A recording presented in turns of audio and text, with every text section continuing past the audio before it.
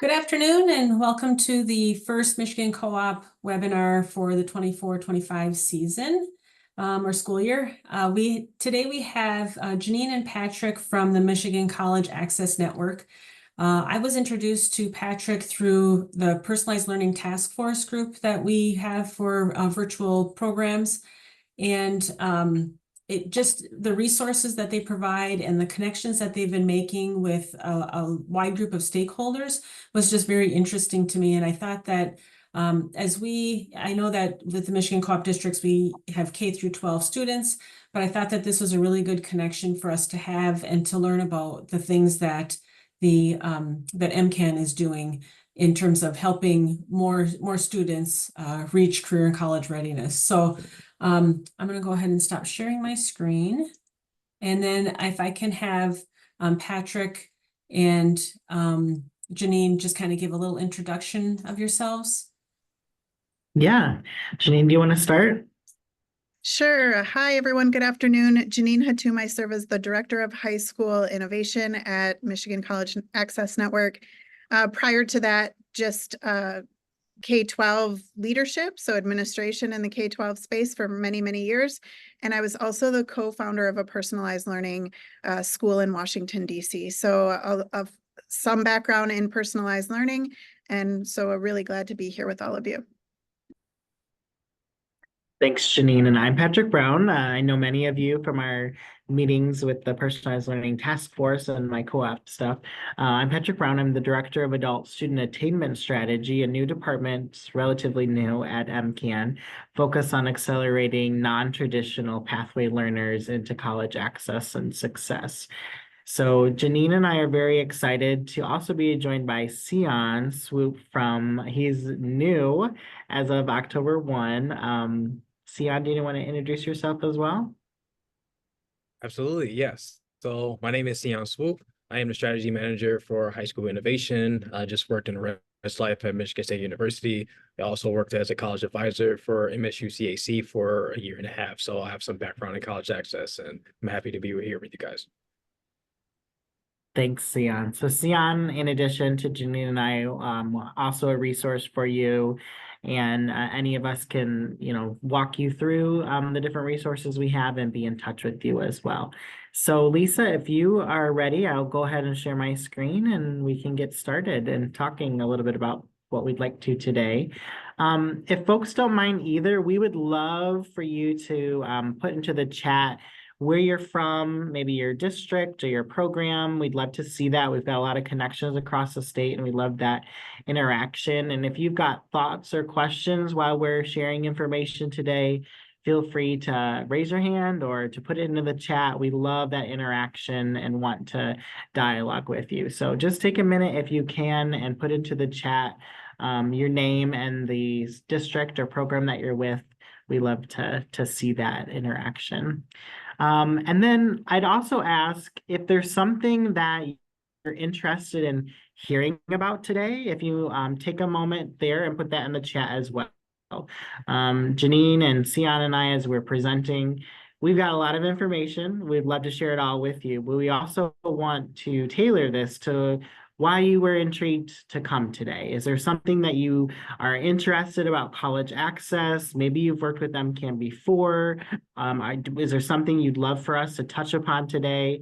So just take a moment there, and you can also put in the chat if there's anything that you are interested in hearing more about that we might be able to answer in the world of college access and career readiness and affordability and attainability. We would love to direct our notes and our remarks today to that. So thanks again to Lisa for inviting us. I'd like to share a little bit about MCAN and the work that we do. So we are the Michigan College Access Network. We're a statewide organization really dedicated to increasing college readiness, participation, and completion for Michigan learners.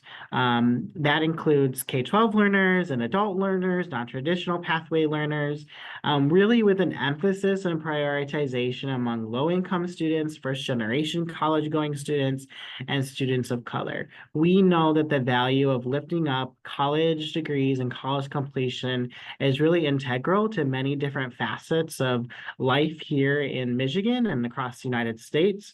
And today we'll hope to share with you a little bit about kind of the urgency of this and the importance of that, but also leave you with some things to think about, ways in which you can be involved with us, ways in which we might partner together. If there are strategies or ideas that you have as educators that you'd like to share with us or lift up to us, we would love to hear that as well.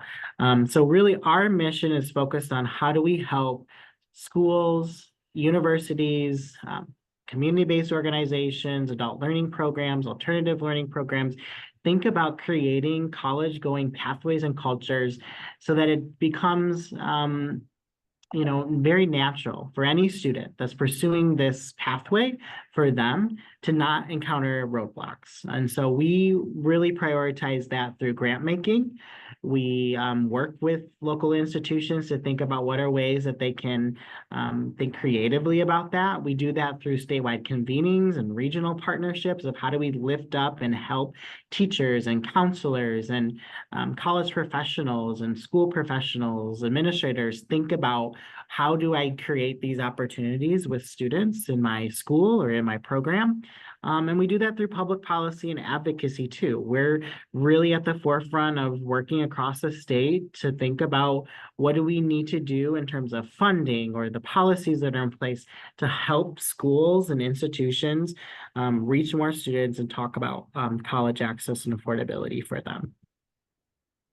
One of our core beliefs is that college is post-secondary education, and we just wanted to kind of lay the foundation for that. College, the definition of college or the term college that we're referring to is attainment of education beyond high school. That includes certificates and academic degrees. And so that umbrella is wide, it is vast, but when we think about this, we are thinking about certificates and academic degrees that are leading towards high sustaining wage employment opportunities and leading towards future educational opportunities for any individual as they pursue what that looks like in their life.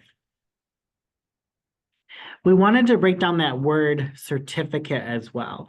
There's a lot of conversations around a certificate of this, a certificate of that, and what that looks like. MCAN defines the certificate and the certificates that we think about as credit bearing, meaning that those credits follow the individual or follow the student and they're stackable. So they go from institution to institution, they're recognized, they demonstrate different competencies and core capabilities, but most important, they demonstrate that the student has the knowledge around the subject matter material that is essential for them to be a highly engaged worker, a highly engaged student, and it allows that individual to really transfer those skills and qualifications, whether they're in continuing education or whether they go into the job market. And ultimately, we want that credential or that certificate to hold value, meaning that it is valid, it's in alignment with the job and labor market needs, that it allows them to be promoted, allows them to increase their wages. Those are the types of opportunities that we look at. So there's lots of certificates that are not a 2-year or 4-year degree. There's some certificates that do require those components and do require that additional education and skill building. And really for us, when we talk about certificates and academic degrees and college opportunity and potential, we're talking about credentials that go with students that allow them to live, thrive, and prosper here in the state of Michigan, and to really be the best marketable person for them in their lives as they enter into the labor market and workforce. Our goal, as I hope you share this goal as well, because it is a state goal, is 60 by 30. How many folks have heard of this 60 by 30 terminology? If you want to put in the chat or raise your hand, great, a couple of hands up. Wonderful, I appreciate that. 60 by 30 is a goal that's been codified in Michigan, and I'm advancing my slides, and I'm not meaning to. Here we go. Codified in Michigan across a couple of different governors now, across the state legislature, Democrats, Republicans, all of us agree that there needs to be additional educational opportunities available for students and learners in Michigan, and that students and learners are going to need that additional education beyond high school in order to live really robust, successful, thriving lives in today's economy. And so this 60 by 30 goal has been created. We're all a part of it together in that we want to increase the percentage of Michigan residents with degrees or post-secondary certificates to 60% by 2030, 60 by 30. So I hope that you recognize your role in that. I hope that you recognize the possibilities and the opportunities that are available for that. It's a really bold vision. We're only 6 years away now from 2030. And we made some significant inroads and increases, but we certainly also have some room to grow and some room to go in terms of reaching that. If you look at the statistics currently of where we're at, Michigan compared to the rest of the United States, as well as the other states, you can see that we really kind of sit as a Midwest state, kind of in the middle of this demographic. We sit as a highly educated state, but not as highly educated as some of our other states, and below the national average of college attainment when we talk about 2 4-year or high value certificate degrees. And so this is a goal, it's a trajectory, it's a continuum, if you will, but by investing in these resources, by having students obtain a college degree, there are many different facets of our society that are improved. And we'll talk a little bit about that in some of the work that we're doing today. So we've given you a lot of information to think about, but wanted to kind of let data tell the story. Sometimes, when we do a presentation like this, it can seem very lofty or kind of idealistic or altruistic, but we really are driven by data at Michigan College Access Network. I know that's important to all of you as educators. You are always constantly looking at how you can improve outcomes and instructional capabilities by data that students give to you in their testing and in the performance and their formative and summative assessments. We do the same thing, but at a statewide and national scale, looking at what does the data tell us about the current economic conditions, what does it tell us about the future of work, the future of education, and that is what really drives and has driven our programming, our development, and the work that we do. So some kind of fast facts for you to think about of why we talk about college and the importance of college attainment, and why we have the 60 by 30 goal. So by 2031, 69% of all jobs in Michigan will require education beyond high school. 35% will require some college education or an associate's degree. 34% will require a bachelor's degree or higher. These numbers have increased dramatically in the last couple of decades and will continue to only grow. But what this means and what it signifies for us is that our economy is changing. It's changing from a skill-based economy into a knowledge-based economy, and therefore our educational opportunities and those conditions need to keep pace with what's happening in that economic environment. And so students will need to not only have the skills necessary, but the knowledge necessary to thrive and to live and to access those good, high-paying jobs that we all, would like to here in Michigan. We also like to look at the economic conditions within the United States and Michigan as well. We know that right now we are coming out of a very high period of inflation. Unemployment is going down low, but just a few years ago, obviously with COVID and the implications of there, we saw something very different. Michigan also had a really adverse impact when it came to the Great Recession about 15 years ago and the impact that it led to our economy here within our state. And the lessons learned from that, or the things to know about, is that when those pivots or when those changes in our market economy change, those individuals with a higher degree of education, their positions and by the knowledge that they have are able to better sustain and pivot through those economic pitfalls, shortfalls, downfalls. Those individuals or positions that require less than a high school diploma or just a high school diploma or some college no degree, those are the ones that are hardest hit. Those are the ones that are kind of the last in, the first to go, if you will, when companies have to make major decisions about the future of work and where students and where their workers will be. And so we just like to share this as an important thing, is that median earnings are dramatically increased when conditions are good within the economy, but also those conditions are reflected when the economy isn't doing so well. Those entry-level position jobs, or those positions that require not as much of a degree, credential, or education, are usually the ones most adversely impacted. And so our work at MCAN is really built around how do we sustain and support learners as citizens, learners as workers, and help ensure it's almost like an insurance policy. A college degree kind of serves as that insurance policy to weather most anything that comes in front of the individual that has it. So thanks, Patrick, as we talk about the urgency and the necessity of a college degree, we at MCAN have determined some key leading indicators that are important to us and important in the projection of college enrollment, college persistence, and attainment. So what you'll see here is what MCAN really focuses on are the key indicators. So when you think about your own school context, I want you to think in relation to these key indicators.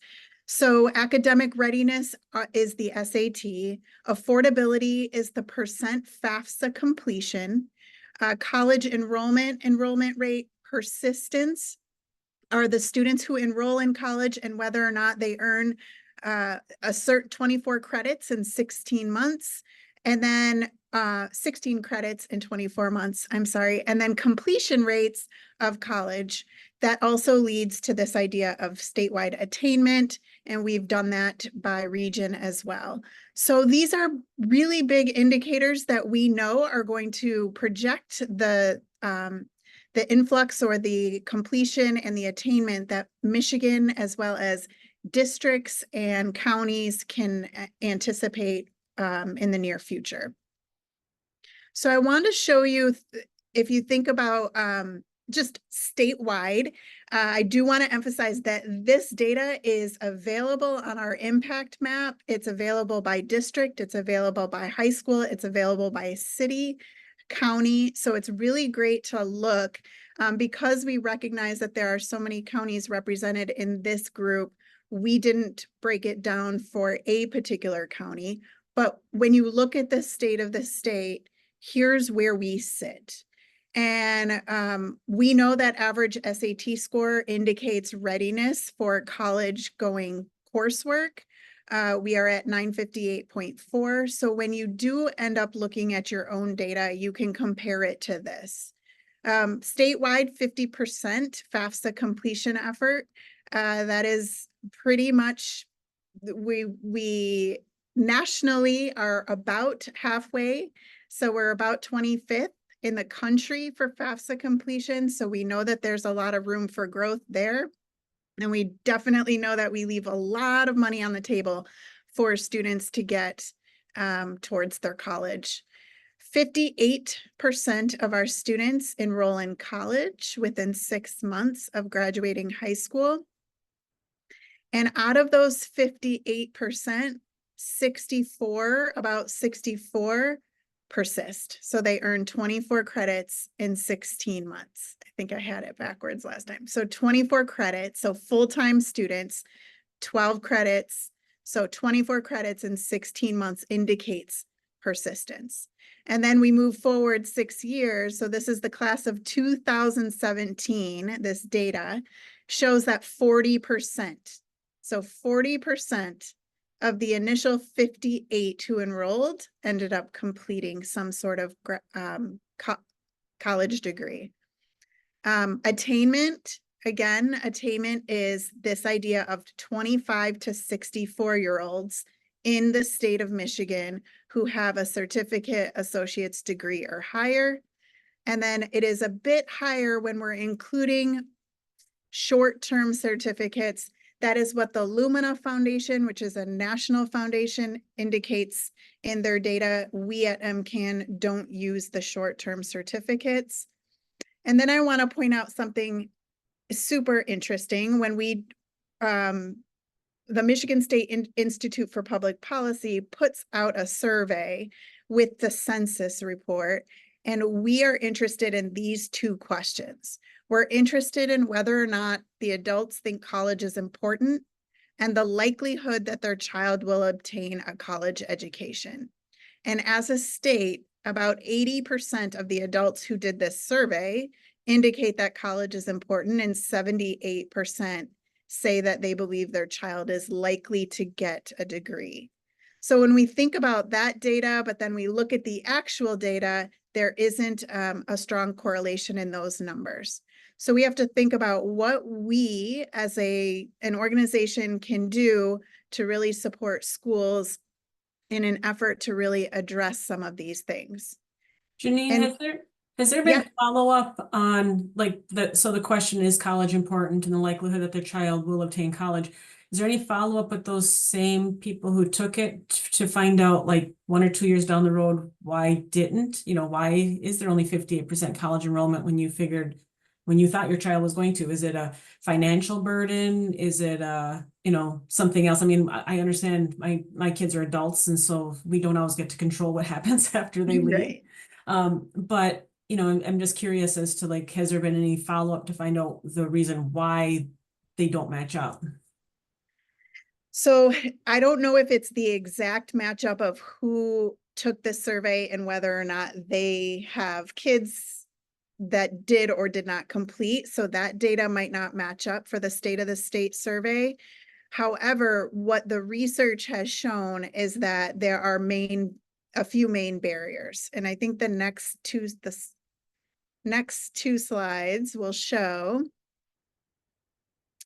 this. So we know that when research has been done, this is not just Michigan nationally, there are barriers that prevent students from getting to and through college. One of them is a lack of social capital. One of them is a lack of academic preparation. The third one is college knowledge, or just navigating the process. And the last one is affordability. So we know that if we as an organization address and help folks address these 4 pieces, then that likely will eliminate some of those barriers that are preventing students from getting to and through college. And I do want to point out too, is that although I work directly with high school, we have a colleague who does the higher ed piece, and that's really focusing on this idea of persistence and completion, and really focusing on being student-ready institutions rather than, having students have to be ready for college. So that's been an interesting shift for the higher ed folks. So as we talk about this idea of what can we do, so I want you all, the K-12 folks in the room, to be thinking about what might we be lacking or missing that I'm not mentioning here that would best suit your needs. So I'm going to lay out a few things that I think are really important to you all, and just make sure you have access to these things, but then you can also let us know what we might be missing. So our goal as High School Innovation is to recognize that high school counselors, high school success coaches, all of the people that are directly supporting students often wear multiple hats, and they're often stretched pretty thin. And so our goal is to really encourage schools and districts to think about this in a system approach to post-secondary readiness and access. So that is the big picture. And there's a few different ways we do this. One is College Bound Michigan. This is just a campaign. It's almost like a movement where schools sign up and they get access to grants to do certain trips or to get certain swag for their students, just to create the climate around college and help explicitly supporting the 3 steps for college, which means getting them to navigate the process, the admissions process, the FAFSA process, and the decision process. And research says that students need in-school time to support this work, especially those who come from first-generation households. We also have all of our professional development in multiple modalities. It's all free and it's all sketch credits, so everyone can get credits in college and careers. But we do have multiple ways: mini courses, webinars, admissions webinars, shorter, longer, semester class, a month-long class. So we do it in a bunch of different ways to make it digestible for those who need it. And then we do have high school grants that are open for a lot of folks to really think about. We have certain priorities, you have priorities. How can we match that and provide funding to help you see some of your ideas come to action? One thing I want to highlight that MCAN is leading is our college and career planning course. This is a completely created by counselors and teachers, and Michigan State University came together and created almost like a life 101 course that is all virtual. So it's in Google Classroom. Slides are created, materials are created, and it is very flexible so that schools can use it according to their needs. A lot of folks are doing it for 11th graders. Some are doing it first semester of their last year, and it really focuses on engaging students and reflecting around themselves, their needs, their interests, and what their future holds. I do want to recognize, go ahead. Did you Can have a you question? share that, like, I see that the College Bound Michigan and college and career planning courses have links. Can you share those in the chat for people? Yes, absolutely. And then we also have a professional learning community. It is a group of counselors, administrators that really just ask each other questions and gather ideas. It's pretty active. There's about 1,200 folks that are involved, and it's a really great resource sharing learning community. So that is interesting for people to just share their ideas and gather more ideas. And I do want to emphasize a little bit more advisory to MCAN. We know that we recognize that we have policy and exposure to the folks that do policy. So whenever we can, we like to create advisory opportunities for people to give us feedback on what might make sense for us to talk to folks bigger than us that can make certain changes. So if you ever feel like there is a need to really think about policy, think about certain elements to your work, happy to be a thought partner in that. And I think then you'll get the link to the website where it shows the Your Future Matters course, but I do want to highlight this. We've had a lot of success. This is our second year doing it, and a lot of folks have found great success in their alternative programming. So those who have alternative high schools have done this and really enjoyed it. So it's a lot of life and career exploration, match and fit, etc. And it's really adaptable. Again, it's all free. Your kids get the workbook. If you'd like a physical copy, there is information there for you as well. So I want to know, as I lead this work in the high school setting, love to know and hear from you what might be missing that we're not supporting well enough, or that you might need, and then how can we potentially partner? I do want to highlight that if you want to be a part of the professional learning community, you would just email me and I'll put you on that listserv.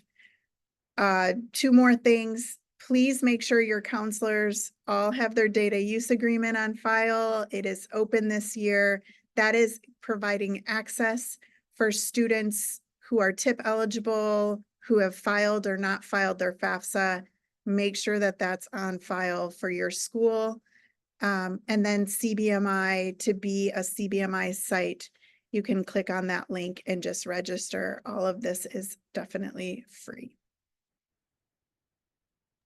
So yeah, I want to open it up to some thoughts about our work, discussion. What are we missing? What do you have more questions about, whether it's about the actual high school side or the data side?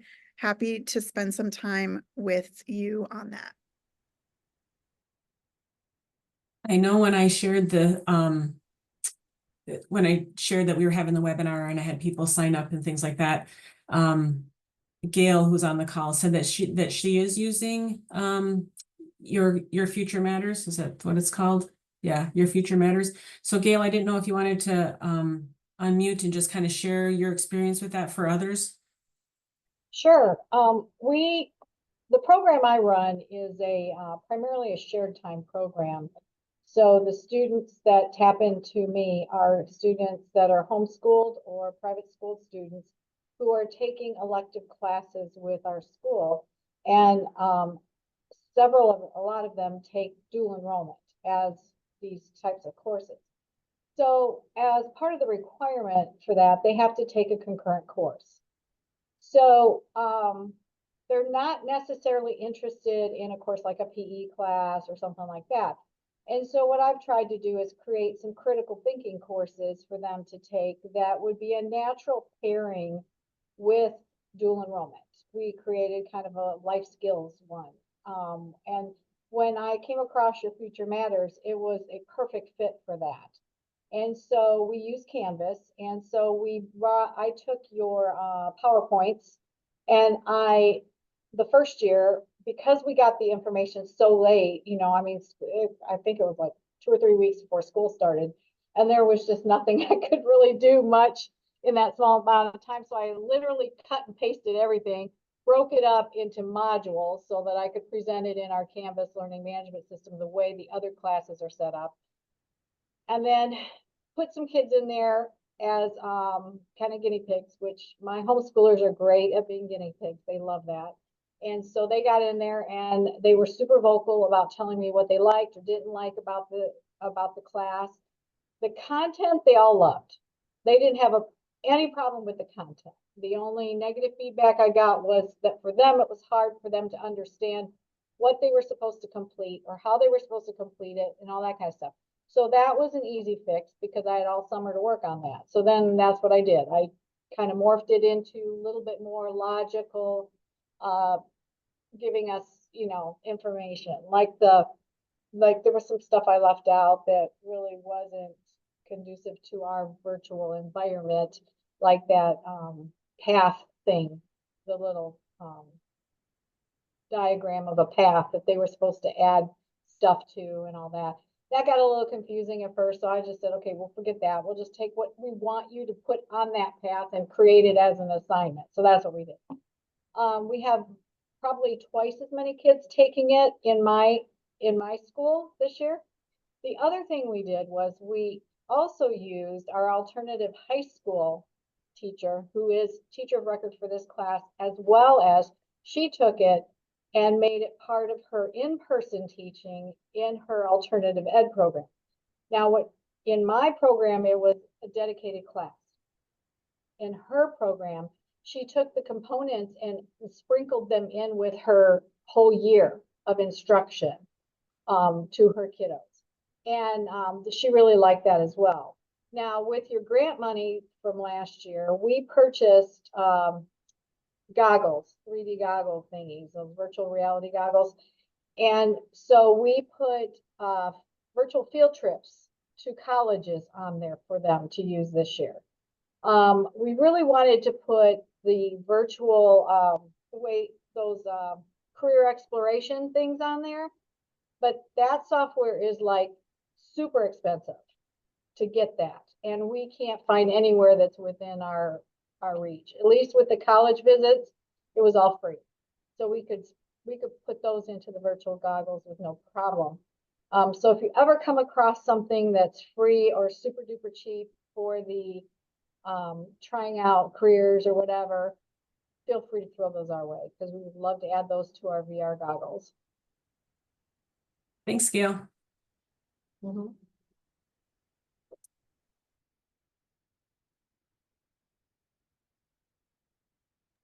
I am looking right now. Patrick or Sion, will you check this HSI Slack for the virtual reality post for careers that was free? Please put that in the chat for these folks. We just came across somebody who did just that and it was Oh, free. super. So yeah, thank you for that. No, really interesting. Gail, if you have access, if you can share what you use for the college fairs, like what goggles and what project, sorry, like software, that Okay. would be super helpful for us. Okay, I'll have to go back and look at my IT conversations. Yes. Find out what they were. Yeah, I want to add something in the chat that I didn't put, and I will add in the slides before we send it out to you. This is hot off the press, so I was hesitant, but I think it would be really beneficial to you all. We've had a lot of questions about the different varying EMC, dual enrollment, IB, AP, all of these options. We're calling them college and high school. So I led a statewide project to think about access to dual enrollment opportunities and helping districts and schools. What we heard was a lot of students don't know all of their options. And I think this is something that could be tailored to the personalized learning group that thinks about the different options in school choices. But it is a toolkit with a bunch of customizable options here that you can see how it might align to your needs, your programming, to think about how you can use it in any way that you see fit for your group.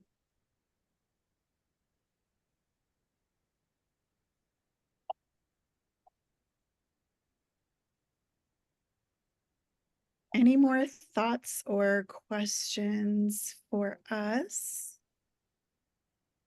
That toolkit is great. I'm gonna add, is that link ready yet? Did you say you were still updating it or? You can use that link. I'm just going to put that link into the slide deck. So when you share the Okay. slide deck, it's all in one place. Okay, because on the Personalized Learning Task Force website, we have a resources section, and I think this is something we'll probably add to that too. Yeah. Are there questions for Patrick, Janine, or Sion? I mean, did you get on the webinar thinking you wanted something specific and it wasn't covered that they can help with? One of the other things that we would love to continue to work with this group as you're thinking about possible questions and the personalized learning task force group is how do we help students in different learning modalities? A lot of the resources that are available publicly, right, just historically, have always been created for one type of learner in one particular setting or situation. And our work at MCAN is really to lift up all learners. On the adult student side, just as an example, we are looking at what are the opportunities for college access and affordability opportunity for justice impacted individuals, currently incarcerated learners. Even though they're in a completely different setting than our traditional students, how do we reach them? What are the resources that the folks that work with them need? What are the materials and resources that are available, but that maybe need to be updated and or created to reach those students as they're in different situations. So think about that in terms of the scope of your work. And certainly we'd love for you to reach out to us to share those thoughts, to think about that. How do we help learners who are, like Gail was describing, in that homeschool scenario and situation? We would love to connect them. We also work with 16 local college access networks around the state of Michigan. We fund them, we support them, we do a lot of work with them. They're situated in many high-need communities in which they can be boots on the ground for us as well and work alongside us to lift up this work. So be thinking about those ways as well as we continue to kind of meet and talk and share information. We'd love to brainstorm, and if there's an idea that you have that's innovative and that you're thinking about as it relates to introducing college and career readiness opportunities for students, we'd love to A, hear about it, but B, maybe explore funding that opportunity or thinking about what that looks like to support some of that work at the local level. Great. All right, Pick up last, All right. Contact. There you go. I'll leave our contact information here. Certainly want to make sure that you have that. We'll make sure that we get all this information to all of you.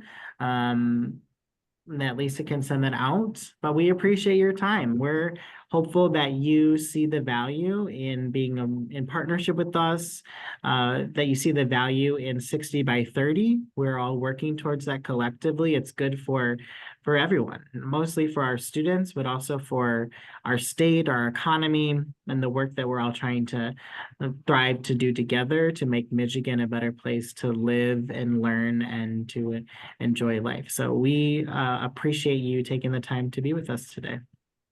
I appreciate you taking your time to do a webinar for us with the Michigan Co-op. This is great. Yeah, if you can send me the link to the slides, I'll share that when I share out the video with everyone. I look forward to meeting all of you in person when Mitch and I are coming down to the MCAN conference next month. Yes, So looking Yeah. forward to it. Thank you all. Yep. Thank you so much. Thank you. Take care.